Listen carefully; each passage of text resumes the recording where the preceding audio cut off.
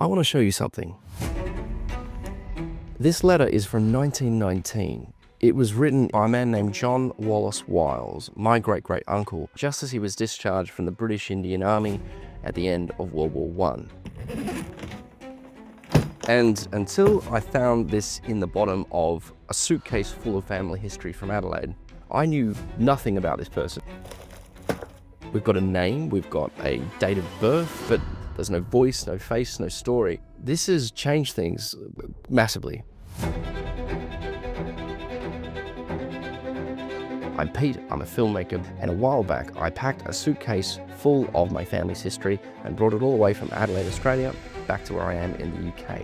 And I'm digitizing every single item, scanning, transcribing, preserving all the letters, photos and documents. But of everything I've scanned in so far, this has been by far the biggest challenge. I'll show you, have a look at this. You can see that it was written on both sides. That was great back in the day because if you wrote on both sides, you're saving yourself on postage costs. But if you scan it in as is, you get this. The page behind bleeds through. But I'm quite proud of myself because, thanks to my son's Year 3 art book, thank you Ethan, which is not only pitch black in colour but also larger than the letter itself, I can actually isolate the writing on each page more clearly. So with that first hurdle out of the way, I now have decent scans of each page. But have a look at this handwriting. It's beautiful, old school, cursive. Can you read this? I can't read this. I was struggling to make out more than the odd word, so I ran the scan through Google Gemini to get a first pass transcription. Then I've gone through it word by word against the original. The AI hasn't been perfect, so the double checking has been critical. But thanks to this process, I feel like I've learned to read an entirely new language, historical cursive. So there's been quite a bit of detective work already, but it's been fine. I've enjoyed it, it's challenging. I kind of feel a little bit like an archaeologist or a historian uncovering lost history, because this is the first time someone has read this, potentially for over 100 years. Dear Mother, I send you a hurried scrawl from Aleppo just before I left. My demobilization papers came through very unexpectedly, as demobilization of IA, so Indian Army, had been closed on account of the Afghan rebellion. So he's writing to his mother, my great-great-grandmother, from Cairo, having just come from Aleppo in Syria. The war has been over 7 months by this point. He's been demobilized from the Indian Army, and you might be wondering how I was an Australian in the Indian Army in the first place, which is a question that I had until I remembered, oh yeah, the British Empire was a thing. Back in those days, the Indian Army served under a variety of officers, including Australians apparently. But now that's all over, and he's figuring out what to do with the rest of his life. All of these cities that he's rattling through in this letter, it's a who's who from my high school history textbook. Aleppo, Damascus, Haifa, Port Said, Suez, Cairo. I'm probably butchering the pronunciation, by the way, I apologize. But this was not your average work commute.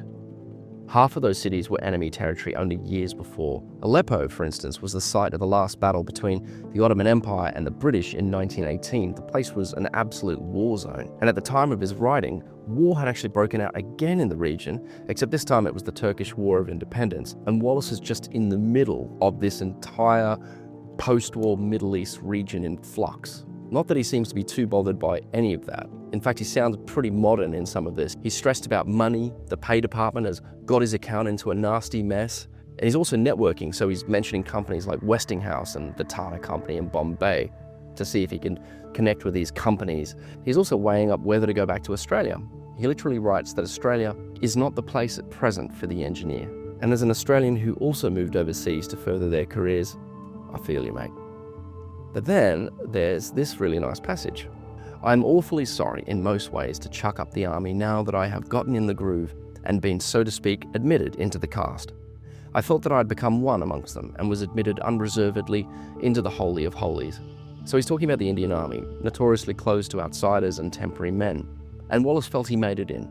Company commander, and he's proud of it. He says he spent, and this is a really sweet line, the very best 2 years of my life with them. This letter has set me down a massive research rabbit hole, but how lucky are we to live in a time and age where all of human history and every bit of knowledge we have is just available with a Google search. So with said Google search, I was able to find out a whole bunch of information that complements what we're reading in this letter. So now I know Wallace was a lieutenant serving with the 107th Pioneers, a regiment of the British Indian Army. According to these Red Cross scans, he helped run the Colaba Military Hospital in Bombay during the war. But by 1919, he's in Aleppo as the Ottoman Empire collapses around him and the British and the French carve up the region. I wonder how that'll turn out. He mentions the Afghan rebellion, which nowadays is called the Third Anglo-Afghan War, and that was kicking off in May 1919, just a couple of weeks before he was writing this letter that I'm holding. Oh, and look what else was in the letter. This is really cool. Look, I've got photos. I'm just about to scan them in.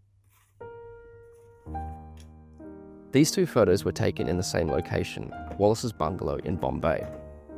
In the beach photo, you can make out the house in the background, and in the distance, a church or cathedral spire. So that spire, I believe, is the Church of St. John the Evangelist, known today as the Afghan Church.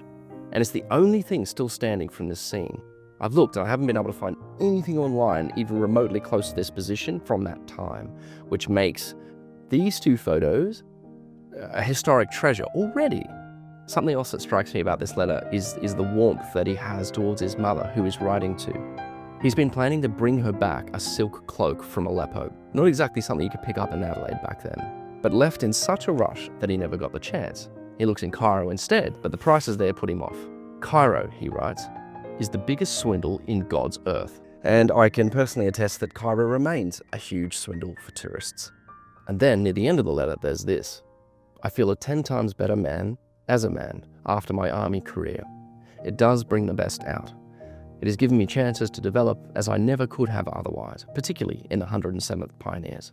You actually get a feeling of the kind of person he was, and the way he communicates to his mother about it, he feels like he can tell her this stuff. So they must have had a really good relationship where he could open up about his own pride in himself, you know? And I suspect his mother was quite proud of him as well, because she kept this letter for the rest of her life. So this envelope, this isn't the original envelope this would have been sent in, because there's no stamps, there's no postal address or anything like that. What it says on the front, and I'm using my historical cursive skills here, but it says, Wallace's letter to me, his mother, on leaving the army. The letter was posted, it came back, she put it in this envelope and preserved it. How amazing that we have this letter. It's a treasure to me. We know so much more about Wallace Wyles as a result of this one bit of documentation. And this is just one letter. There's a lot more in that suitcase to go through. I have no idea what stories I'm going to find out from going through these, but I'm super excited to find out.